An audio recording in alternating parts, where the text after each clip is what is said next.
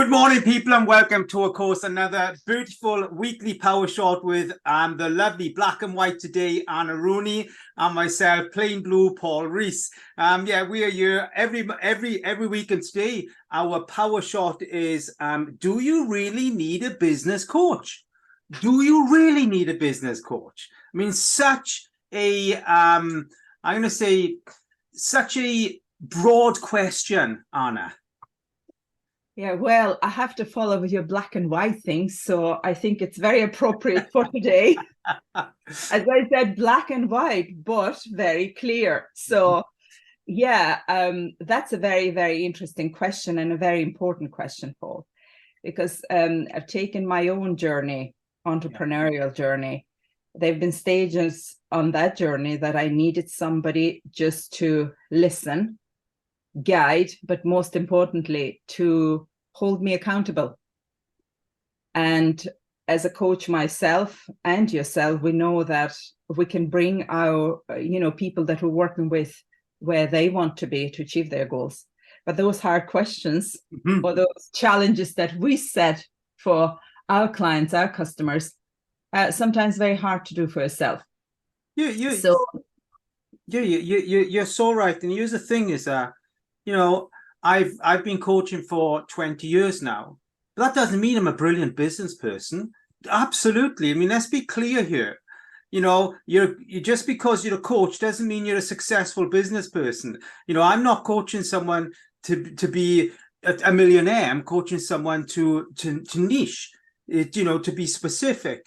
It's important to know that Usain Bolt is coach. Have you seen him? It doesn't look like he could run 200 yards, but he knew how to make Usain Bolt the fastest man in the world. Let's understand here. Just because you're a coach doesn't mean you're great at what it is you're specializing in. We just know how to deliver it. And that's the same for a lot of coaches. Another important part of that, Paul, is personal development. And as a coach, you have to continuously develop a lot of side of your personality as entrepreneur, as a person. Because things around us move fast. Nothing waits or nothing awaits. You have to almost run nowadays, and technology have changed so much, and that's a huge factor. Why do I have to keep up learning, and not just learning and sharing? And I think through coaching sessions and you can have a couple of coaches, right, at different stages of your journey. You will have different coaches, mentors, name it, but it's somebody who will actually share their expertise to some extent, but mostly as a coach to ask the right questions, to ask the challenging questions, the questions that actually will stretch you and give you that confidence you need and support that, maybe sometimes it's a tiny little bit, but if you don't have that, it's very hard to achieve your goals. Yeah. How to coach yourself and keep accountable. That would be mine. And that's what I asked my coach, by the way. I said, can you help me? Absolutely. Anna, I've been 20 years, and I probably had 20 different coaches and 20 different mentors, and been in as many masterminds over those years. And there will be coaches, listeners, that you'll find just will not resonate with you. And that's a good thing. You'll find there's mentors that will not resonate with you. And that's a good thing also. I definitely have about 4 to 6 coaches and mentors on tap, and that I consider friends that I would dive into on a weekly, monthly basis. Anna, you being one of my support system, for sure.